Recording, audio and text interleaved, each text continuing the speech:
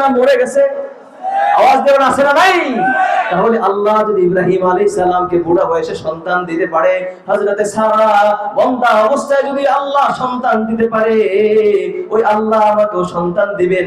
এই জন্য সন্তানের জন্য দোস্ত বাবার দরবারে যাওয়া যাবে না, পীরের কাছে যাওয়া যাবে না। কোন বাবা সন্তান দিতে পারে না, কোন পীর সন্তান দিতে পারে না।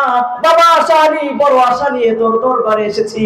ঢাকা মিরপুরে গিয়ে বলে একটা সেজদা দেয়, আমাদের রংপুরে কেরামত আলী জনপুরি দরবারে গিয়ে একটা সেজদা দিয়ে বলে, বাবা কেরামত আলী জনপুরি, বড় আশা নিয়ে তোমার দরবারে এসেছি, সন্তান নাই, এক যুগ হয়ে গেছে, সন্তান চাই, বাবা একটা সন্তান দাও। যদি সন্তান একটা হয়, তোমার দরবারে একটা লাল গরু মান্নত করে গেলাম।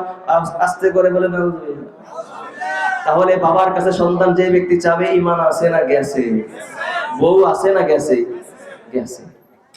ও মুসলমান ভাইরা আমার, একজন মানুষ যদি আল্লাহ ছাড়া কোনো গায়রুল্লাহ সামনে সেজদা করে, গায়রুল্লাহকে সেজদা দেয়, বাবাকে সেজদা দেয়, পীরকে সেজদা দেয়, দেবদেবীকে সেজদা দেয়, সঙ্গে সঙ্গে ওই মানুষটা মুশরিক হয়ে যায়। ওই মানুষটার ঈমান আর থাকে না। আর যে মানুষটার ঈমান থাকে না, ওই মানুষটা মুসলমান না বেঈমান?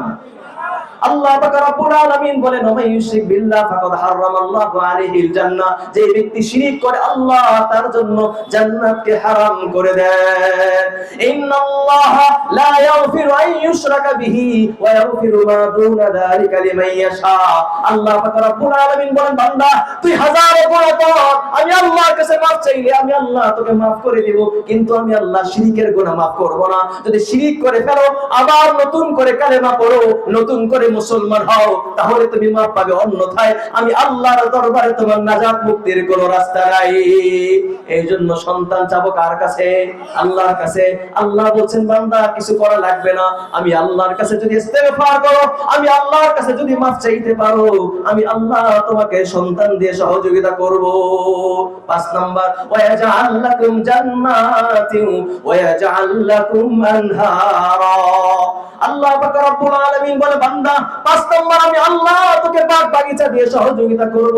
6 নাম্বার আমি আল্লাহ তোর জন্য নহর চালু করে দিব, নদী নালা সচল করে দিব। তোর নদীগুলোর মধ্যে পানি নাই, তোর নালার মধ্যে পানি নাই, আমি আল্লাহ পাক রব্বুল আলামিন এগুলো সচল করে তোর আরাম আয়েশের জিন্দেগীর ব্যবস্থা করে দিব।